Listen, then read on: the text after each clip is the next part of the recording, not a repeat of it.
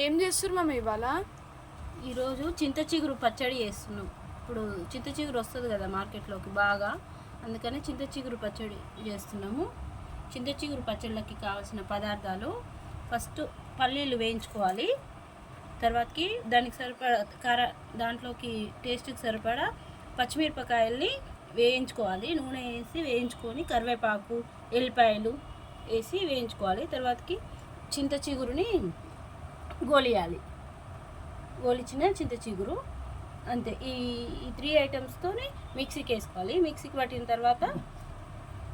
తర్వాతకి ఈ పోపు రెడీగా చేసి పెట్టుకున్న పోపు, ఉల్లిగడ్డలు వేసి కలుపుకోవాలి. రెడీ అవుతుంది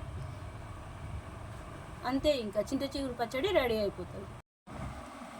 మనం రెడీ చేసుకున్న వేయించిన పచ్చిమిరపకాయలు, వేయించిన చింత చిగురు, పల్లీలు అన్నీ మిక్సీకి వేసుకున్న తర్వాత ఈ పేస్ట్ని పోపుకు ఒక గిన్నెలోకి తీసుకొని పోపు పెట్టుకోవాలి.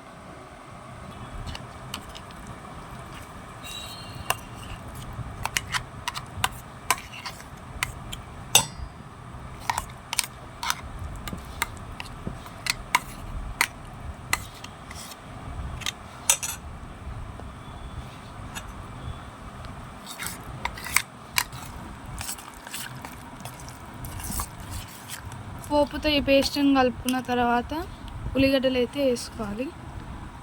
ఉల్లిగడ్డలు ఇష్టం లేని వాళ్ళు స్కిప్ చేసేయచ్చు.